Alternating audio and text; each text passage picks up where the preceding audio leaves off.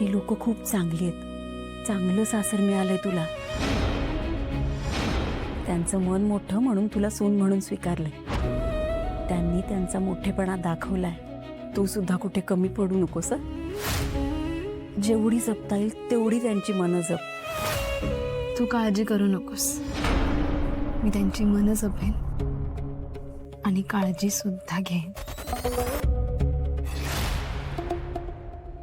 आई,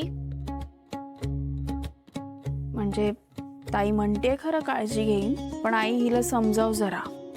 आता ती सासरी गेलीये, तर राग आला तर कोणालाही वाटेल तसं बोलू नये म्हणावं. आणि राग आला तर तोंड फुगवून पण बसू नये. खरंय तुझं.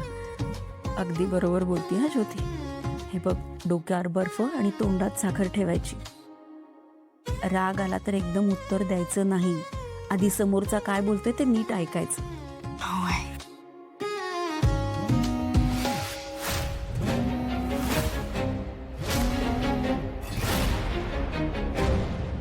आणि बाळा, तुला किती वेळा सांगितलंय दिवसातून निदान एक तरी कॉल करत जा म्हणून. इतक्यांदा सांगून पण ऐकत नाहीस तू, नेहमी विसरतेस.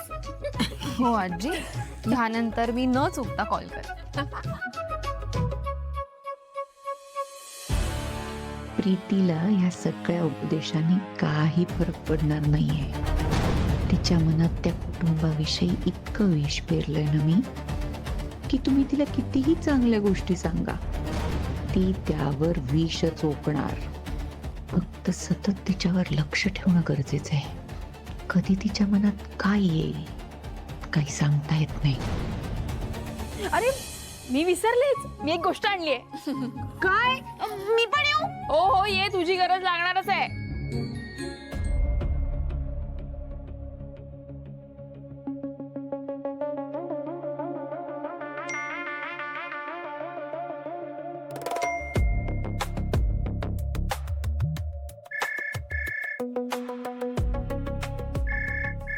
स्वराज साहेबांचा परत फोन यायला लागलाय. पाण्याविना मासा तडफडायला लागलाय वाटतं.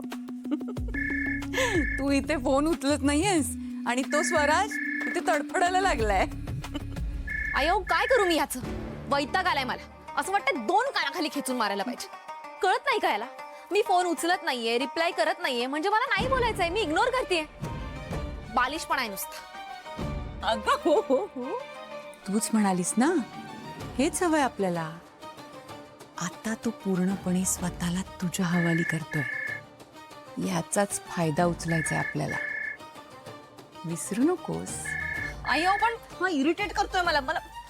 इरिटेट नाही, तडफडतोय तुझ्या विना. तडफडतोय ना, असंच तडपवून तडपवून मारणार आहे मी सगळ्यांना. तू कितीही फोन कर मला स्वराज, मी तुझे फोन उचलणार नाही.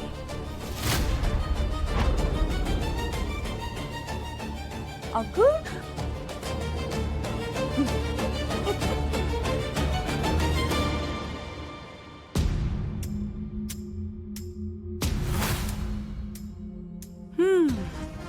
कर आता. फोन कर, मेसेज कर.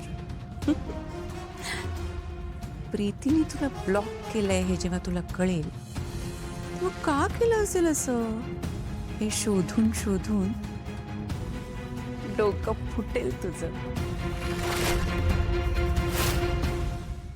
एवढे कॉल करतोय, एक कॉल तरी उचलायचा ना. मेसेजला पण मेसेज करू का?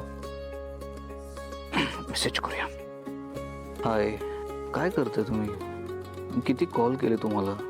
तुम्ही सगळं ठीक आहे ना तिकडे?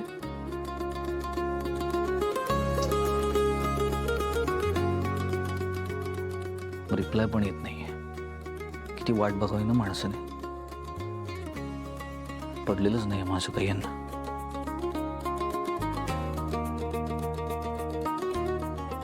पण मग आता केलास का त्यांना कॉल? ज्योती, हा आमच्या दोघांमधला प्रश्न. तू यात नको पडूस. तू तुझं काम कर आणि झोपायला जा. नाही, बरोबर आहे, हा तुझा प्रश्न आहे. म्हणजे तू जे करशील ते बरोबर असेल. पण अगं ताई, एखाद्या काळजीपोटी आपल्याला फोन करतोय, मेसेजेस करतोय आणि तू काही रिप्लाय नाही देणार, कॉलबॅक नाही करणार, तर त्याने काय करायचं अगं? ताई अगं तू त्यांना आत्ता एक कॉल करून बघ अगं. खरंच म्हणजे किती आनंद होईल बघ त्यांना. झालं तुझं प्रवचन देऊ? का तुम्हाला नेहमी प्रवचन देत असतेस ग? तुझे सल्ले नको आहेत मला, कळलं? मला कोणाशी कसं आणि कधी बोलायचंय ना हे चांगलंच माहिती. तू सांगायची गरज नाहीये. बघ ताई तू परत चिडलीस. अगं जरा शांत हो ना. इतकी चिडचिड करून काय करशील? आणि आई मगाशी तुला हेच समजावत होती ना, तू तिचंही नाही ऐकणार आहेस का? मी काय म्हणते ताई, हे बघ तू शांत डोक्याने विचार कर ना. आणि आत्ता पण वेळ नाही गेलीये. मला अजूनही वाटतंय की जीजू अजून जागे असतील तुझा कॉल येईल म्हणून. आणि अगं म्हणजे तुझं न बोलण्याचं लॉजिक मला काही कळत नाहीये. तुमच्यात काही प्रॉब्लेम आहे का? ते तुला काही बोलले आहेत का? मी बोलू का जीजूंशी मग? नाही अगं, असं काही नाहीये आणि आमच्यात सगळं ठीक सुरू आहे. पण काय ना, इतक्या जबाबदाऱ्या आहेत, त्याचंच थोडंसं टेन्शन आहे. भीती वाटते अगं मला. म्हणजे इतकं मोठं घराणं आहे, मी सगळं नीट सांभाळू शकेन नाही, काही कळत नाही अगं मला. म्हणून कधीतरी ही अशी चिडचिड होते आणि कोणाशीच बोलायची इच्छा नाही होत अगं माझी. अगं ताई तू किती विचार करतेस? इतका नको विचार करू अगं. तू सगळं नीट करशील, खात्री आहे मला. थँक्यू. आणि सॉरी, मी असं रिॲक्ट करायला नको होतं. आणि तू बरोबर बोललीस. मी करते त्यांना फोन, बोलते त्यांच्याशी.